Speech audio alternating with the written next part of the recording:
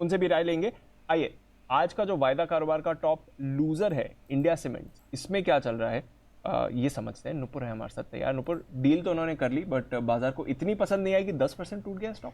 बिल्कुल, पहले डील के बारे में बता देती हूँ। तो कंपनी का अनाउंसमेंट आया था कि जो सब्सिडी है उसमें अपना पूरे जो कंपनी की हिस्सेदारी है वो बेचने वाली है।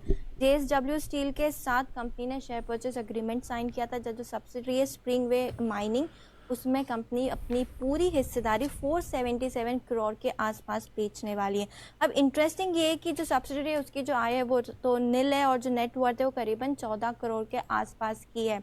अब बात ये हो रही है कि पहले यहाँ जो प्रेस रिलीज आई है उसमें ये कहीं नहीं बताया गया जो फंड्स आएंगे उससे जो डेट है वो कितना कम होगा, किस तरह से यूटिलाइजेशन होगा। क्योंकि अगर हम डेट की बात करें तो कंपनी के बुक्स में फिलहाल 3100 करोड़ के आसपास के लोन्स है, जिसे रीपेमेंट पे कोई भी शेड्यूल नहीं बताया गया। इनफैक्ट जो रिपोर्ट्स है कि जो दूसरी माइनिंग है कंपनी की जो नॉर्थ में भिलवाड़ा राजस्थान में, जहां से 1500 2000 करोड़ का एसेट मोनेटाइज करके जो आने वाले हैं पैसे उससे वो कम करने वाले हैं, उस पर भी कोई बात नहीं है। इसलिए शायद स्टॉक पे इतना रिएक्शन है। इनफैक्ट हमने 2-3 दिन पहले ये भी बात की थी, जो सीमेंट एज ए सेक्टर की भी बात करें तो फिलहाल जो डिमांड है वो काफ़ी कमज़ोर है और कमज़ोर रहने वाली है इस महीने। वैल्यूएशन वाइज भी ये स्टॉक देखे तो फिलहाल कंफर्ट नहीं है और डिस्काउंट पे नहीं ट्रेड करा है। वैल्यूएशन भी फिलहाल इसके जो देखे वो 60-70 टाइम्स पर है ट्रेलिंग बेसिस।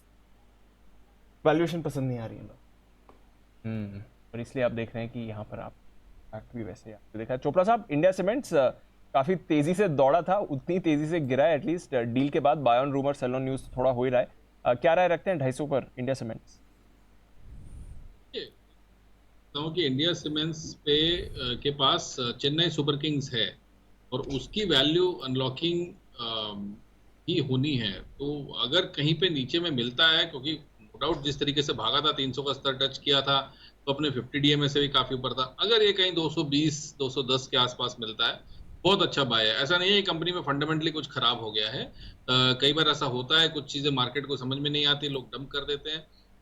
मगर मैं कहूंगा कि अगर ये 220 210 के लगभग मिलता है तो एक अच्छा बाय होगा। कभी भी कोई भी स्टॉक ऊपर जाता है तो उसका नीचे आने का कोई ना कोई कारण बनता है। मगर इसका मतलब ये नहीं है कंपनी खराब है, कंपनी अच्छी है इंडिया सीमेंट्स।